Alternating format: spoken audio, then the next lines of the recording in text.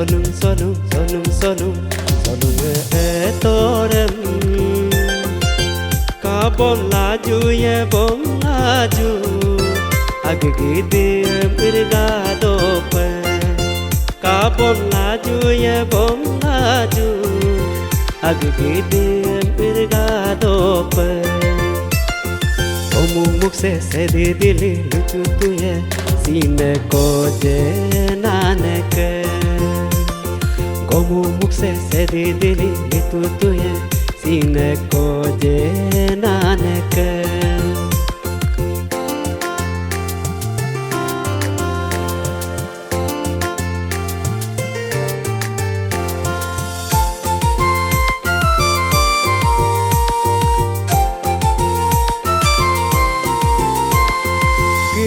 du bom mana dolu de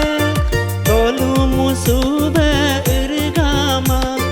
bukune ku ko du bom amilo nitom do inga nyok do ku kedi sima dolu ngama irgambone si pasim aniri ponu meleru do solung gemdum solung etorem bom laju ye bom laju aggide mirgado pe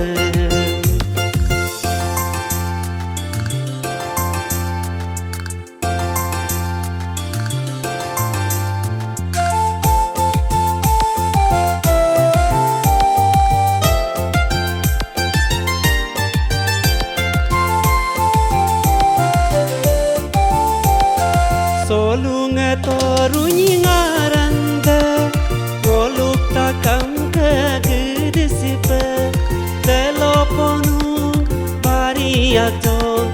goluk kaleringam ken mona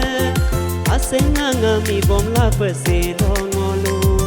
dolu rego amon kinyung takam lope solung endung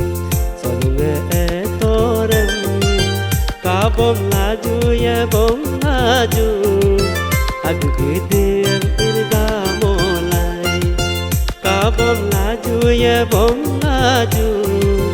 aggide mirgamolai bom laju ye bom laju